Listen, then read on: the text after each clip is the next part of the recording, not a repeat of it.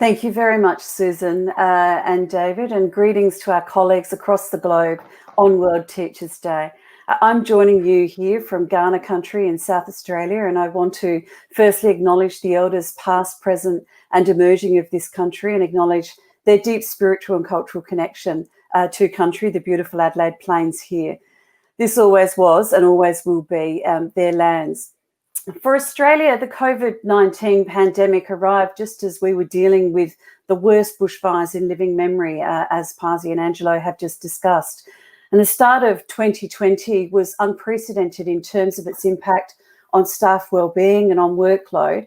And for AAU members, many were personally impacted or knew family members who had lost lives or indeed property and livestock. And for our students, they experienced trauma and hazardous air pollution and dreadful images all over the media with respect to the bushfires rampaging through our country. Many schools required repairs and some even required rebuilding. And yet just a few weeks after school began, we were dealing with COVID-19 and its deep impact on our communities. And I want to acknowledge the incredible dedication of teachers and education support staff across Australia who have rapidly responded to this crisis to ensure that teaching and learning continues for our students. For many, that's meant a shift to an emergency mode of operation with short-term mass closures of schools and also a shift to remote learning. During those first few weeks, it was teachers who worked hours on end to create innovative curriculum delivery via remote learning.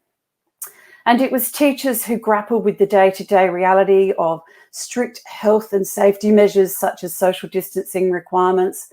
And it was teachers who provided that critical support for their students who were worried about their safety and learning. And they did this against a backdrop of deep inequality here in Australia, with public schools experiencing a shortfall of about $19 billion of funding across the next 4 years, with digital exclusion experienced by thousands and thousands of students, and particularly those who live in poverty, who live in rural and remote locations, or who come from a disadvantaged background. And as you'd understand, that has significant ramifications for remote learning delivery. But COVID-19 also exposed the fact that despite being a wealthy nation, many schools did not have the IT equipment necessary for remote learning, nor did they have the necessary sanitation equipment and hygiene equipment to ensure the safety and wellbeing of all staff and students here in Australia. So that has required a rapid response from governments, and our panel today will discuss in more detail how this has impacted on education here in Australia. My first question is to you, Susan. How did teachers across Australia through their union lead through the COVID-19 crisis in particular in advocating to the federal government to put in place policies that would protect the health and safety of teachers and students? Well, Correana, I have to say that it was absolutely necessary for teachers, and particularly, of course, their union, the AEU, and the other education unions in Australia, to actually take the lead, because in that period of time in March, it was quite chaotic here, as it was in many countries, as our government tried to grapple with the increased numbers of infections and what that actually meant for our society, including schools. And initially they had followed the advice. The advice was from the chief medical officers that schools were safe. It was safe for us to continue. But we had to follow all the advice, other advice, that is the social distancing, the washing of the hands, all of the other advice that was, of course, absolutely necessary to everyone. And we knew that wasn't possible in schools. It simply wasn't possible. And so the AEU stepped forward and actually made demands of the government. We wrote to the government. We provided a list of what we believed was absolutely essential if, in fact, schools were to continue, and that we needed to put into preparation what was required if we moved into that emergency mode of operation, that is, we went to remote learning.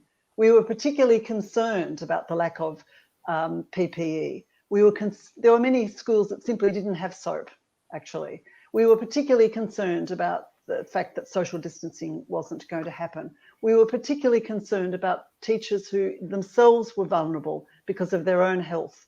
And we were particularly concerned that governments seemed to be more concerned about the economy and more concerned about keeping schools in operation to ensure that workers could actually go to work than they were about the health of the health and safety of those who worked within schools.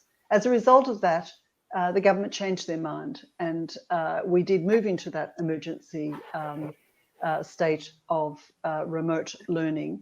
And many of the issues that we raised were picked up by the state governments, who then took over the whole operation of schools during the pandemic. And the situation remains the same. Much has improved, as we know that many schools now have what is necessary to ensure the health and safety and welfare of not only the students, but also the teachers and education support personnel who work within them.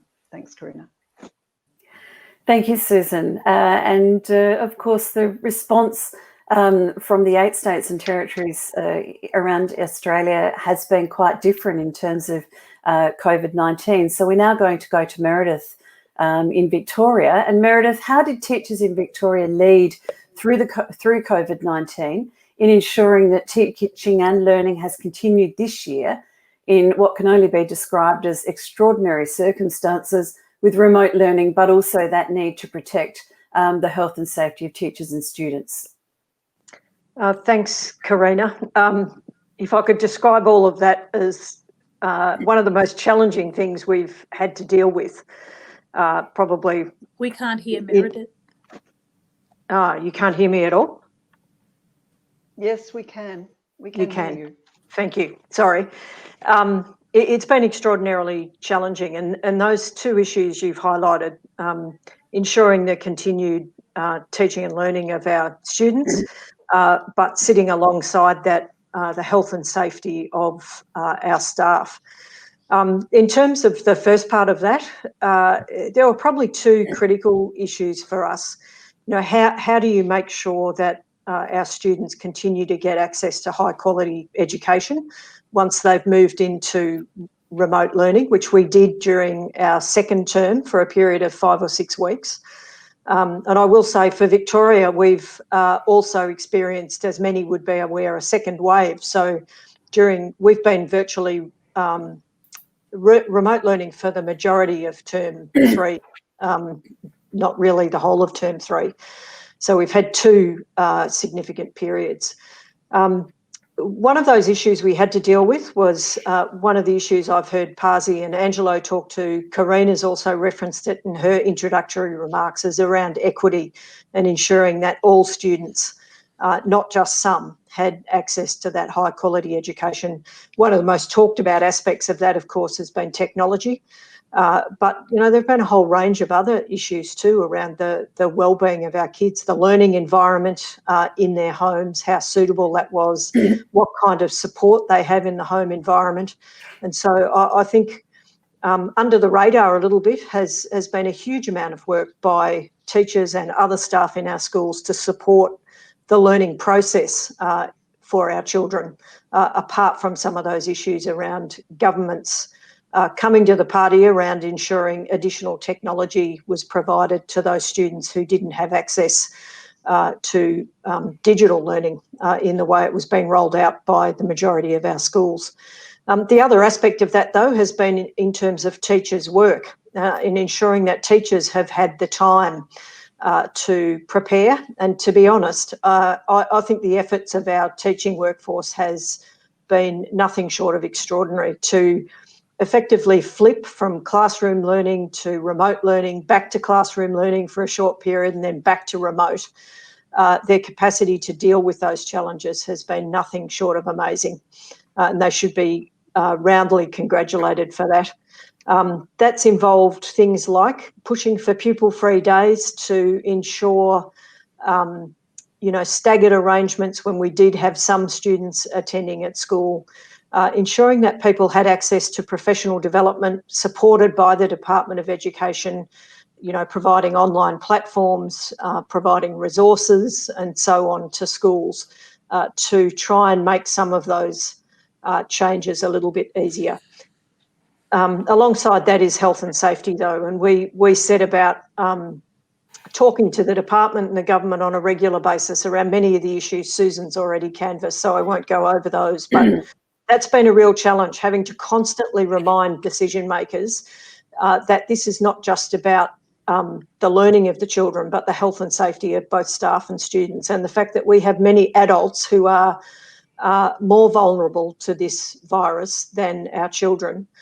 Making sure that the appropriate arrangements are put in place to protect their health and safety. And that goes to all of the issues Susan's mentioned around hygiene, around additional cleaning, around masks and the provision of masks, limiting numbers of students in classrooms, limiting the close contact of staff and students, and particularly between staff, ensuring access to testing, ensuring that staff are really recognised as being an important part of this process, and that their needs from a health and safety perspective weren't ignored. And that's been an ongoing challenge for 6 months and continues to be, as we've seen with more recent announcements about our gradual return back to the classroom during term 4. Thanks, Meredith. It's absolutely clear that teachers have been at the forefront of the response, and they really need that support from governments. And we're delighted to have Minister Grace from Queensland here. Minister, how have teachers in Queensland taken the lead through COVID-19, and what measures did the Queensland government put in place to ensure that teachers have been supported during this very difficult year?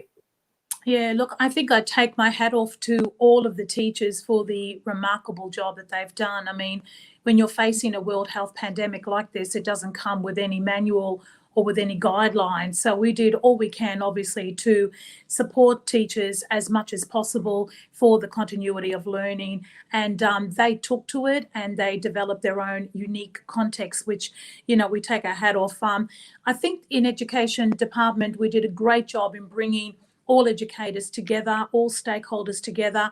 And in fact, I think we're one of the few states that had a morning meeting of all stakeholders to discuss any issues going forward and how we might be able to address them.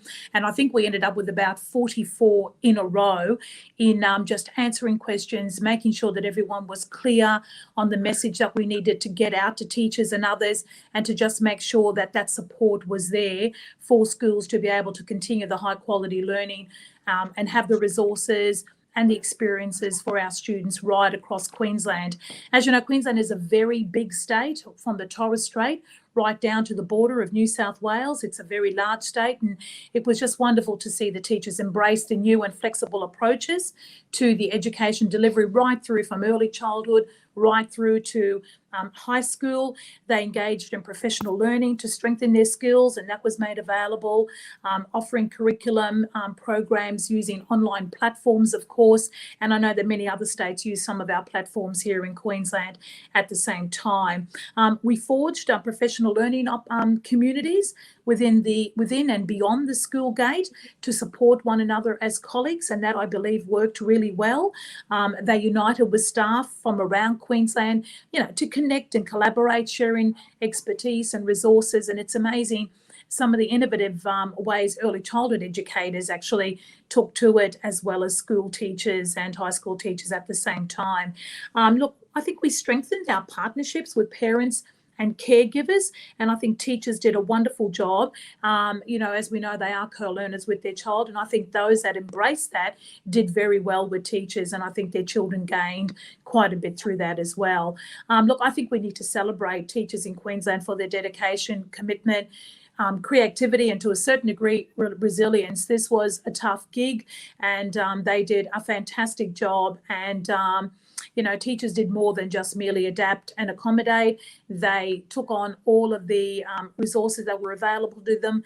They were highly innovative, they were effective, they had some great deliverables, and the quality of teaching and learning for all students, I think no matter the circumstances, was certainly delivered, in my view, in that expert way that our educators here in Queensland do. Now, the government was there to make sure that the system supported them, that it gave them every assistance that they had. I mean, is it perfect? We're a very diverse state. Some used paper, some used digital. We made sure that teachers had enough equipment for the school students, that they were able to link. They had resources at their fingertips, and I think that the system worked well with individual schools and educators to really deliver a high quality remote learning experience. And I think we've learned a bit from it, and I think we can always do better, but I think that we've hit a bit of a reset button, I think, in the way that we deliver education. And I think this has given us the ability to tease out those wonderful, innovative practices that teachers do every day in the classroom. And COVID certainly had no limitation of wonderful stories that we can not only share here in Australia, but worldwide as well. Thank you very much, Minister. And we're now going to hear from Alice, because Alice, you've been in the classroom teaching through a global pandemic, and we're very keen to hear about your experiences during that time. What have you learnt about yourself and your colleagues throughout this year? So throughout the pandemic, when we had our schools closed, it was a very surreal and challenging experience. And I think what I've learned about myself and my colleagues is that not only are we adaptable and very agile in making sure that regardless of where we are, whether we are in the classroom face-to-face with our students, or some of them are in the classroom and some of them are learning remotely online, that we rose to the challenge and ensure that regardless of the circumstances, our students can still access high quality education. So, in New South Wales, we, had our students learn from home mostly in about late term 1 to the first few weeks of term 2. And what we did was we did literally transform how we taught overnight. One day you had all of your students and all of your classes in front of you face to face, and the next day, the majority of them were learning from home. Some teachers were working on site at school, and some teachers were teaching from home. So it was a very dramatic change, in a very challenging set of circumstances. And every single teacher that I've worked with, all of my colleagues at school, were able to rise to that challenge and carry on and push through and ensure that there is learning continuity for every single one of their students. We had to, quickly put together professional development, professional learning on the various, digital platforms, making sure that, whilst teachers had that learning and were able to choose what they felt comfortable with, we also had to make sure that we all had to agree on, a selected few digital platforms so that our students had a consistent user experience when they were logging online, regardless whether they were learning maths or science or English, that their experience wasn't dramatically different and they were still able to to have a consistency. It was when I look back now, because in New South Wales, we've had face-to-face, I guess, normal learning for a while now, and when I think back, I'm going, it was such, it was a very surreal time, and I think a lot of the other panelists have said, it was just absolutely amazing to see teachers just rise to that challenge.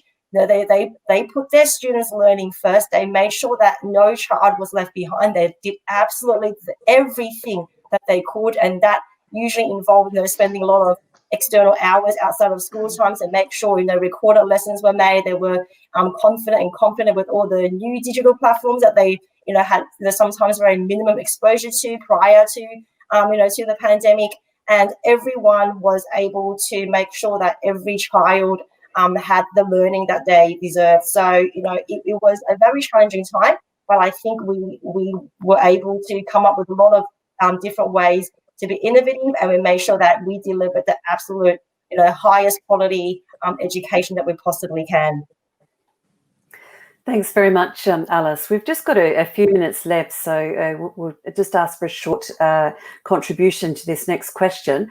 Meredith, I'll start with you. As we look back on 2020, how do you think parents and the wider community will view the work of teachers this year? I could describe that in one word, very positively, I think. I think that's been one of the upsides of what's been a really difficult period, that there's been a lot of positive chatter, if you like, through the media in particular, around the important work that schools do with our young people. I think some of those things, though, in particular, our parents in particular, I think, have a better understanding of what their kids do at school, much more beyond the perhaps dinner table conversation that might occur. How was your day? Good. What did you learn? Oh, not much. I think parents now have a much greater understanding of what is actually going on in our classrooms. And I think they also have a much better understanding of the complexities of teachers' work. And I think that can only be a really good thing. And one final comment, and that is, I think we've seen much greater strengthening of the connections between parents and schools, where, you know, parents have been able to see much more clearly what's happening in the classroom, but equally, I think teachers and staff more broadly understanding the circumstances that their children are coming from and how they've coped with this. So I think there's been a lot of really positive learning on both sides, and hopefully we'll be able to use those experiences to continue to build on some of those positives in the future. Thanks, Meredith. And I've got a question for Alice. Alice, as teachers, what have we learned about the importance of investing in a strong public education system post-COVID-19? I think as teachers, equity has been, like, you know, again, thrust into the forefront in terms of, you know, a post-COVID-19 world. And I agree with, like, you know, the other previous panelists have said that we can't return to the old normal. I think COVID-19, what teachers have learned is that not all children, and that we've known about this before, but it has just really emphasized that not all children have the same access, you know, to enable them to achieve the best that they can. Like, you know, I led whole school technology during the COVID-19 pandemic when the New South Wales schools closed. And, you know, it was about, you know, like really quickly finding out which students did not have their own, like, laptop at home, so they couldn't engage in online remote learning, which families didn't have internet access at home. And there were quite a few families that, you know, that didn't. And I think it's just basically, you know, highlighted and really re-emphasized to teachers and the wider community that we need to invest in public schools, in public education, to ensure that every single child can have access to high quality education so that they can achieve the absolute best that they can according to their potential. And, you know, it's not a child's fault. They're born into the circumstances that they were born into. It's not their fault that they were born into a family who can't organise and afford a internet connection or their own device and so forth. So it's, you know, in the end, in the pandemic, it was the schools and that, you know, that provided those resources to those students so that they can have that equity access to education. Thanks, Alice. And Minister, for governments, what, if anything, do you think government should have done differently this year? Oh, my goodness me. If only I had a crystal ball, I would love to have predicted this and to have been prepared. But I'm with Alice. I mean, I think teachers did an amazing job. And I think what we need to obviously ensure is that the system supports when the supports are not only required in a World Health pandemic, but throughout. And what we have learned is that it is very important that we reach out to every single student, and no matter where they live in Queensland, we aim to do that, and obviously making sure that they have the support, the devices, that teachers and educators have the support that they require through wellbeing programs, professional development, and all the assistance that they need. Obviously, they can't do it alone, so we need to ensure they've got adequate staff in schools to support them, like teacher aides and admin staff and your guidance officers. I think what we've learned is it takes a team to really work together to assist that teacher in front of the classroom, the principal, all the educators, to deliver that high quality education. And we're working with not only teachers across Queensland, the Teachers Union, and obviously learning from this about what can we do to improve and make Alice's job a lot easier in that classroom, but also to ensure that we're providing a world-class education to our students in Queensland, no matter where they live, because I know we have world-class educators in front of those classrooms every single day. So happy World Teachers Day to the wonderful teachers, not only here in Queensland, Australia, but to around the world. Alice, you and your colleagues and Susan and Meredith and Correana do an absolutely amazing job, and it's an honour to be the Minister for Education here in Queensland. Thank you very much, Minister. And I'll just ask Susan for a final contribution in terms of a union perspective on what government should do differently. Look, just 2 points, because I think actually the points that have already been made are excellent. The first one, and this is about what governments should learn and take into the future. The first is that the education union has to be at the table right from the very beginning. The dialogue with the union is essential to actually responding to a pandemic or any other crisis that we are facing in education. And secondly, and I think Alice described this perfectly when she talked about the inequalities that already existed. We know that the inequalities exist in Australia. They exist because for many reasons, but we do know that we have incredible inequality in the way schools are funded across this country. And we need to fix this. And this is the message for governments, that the pandemic has actually widened the gaps, if you like, or has highlighted the gaps and the inequalities. We need government to step up and actually ensure that the funding is there for us to ensure that equality does exist. And I think that's the very strong message we would give government. Thank you, Susan, and thank you so much to all of our panellists today. It's been an excellent conversation, and on behalf of the Australian Education Union, I'd like to also acknowledge all of our colleagues internationally and wish you a happy World Teachers Day. Back to you, Susan. Thank you.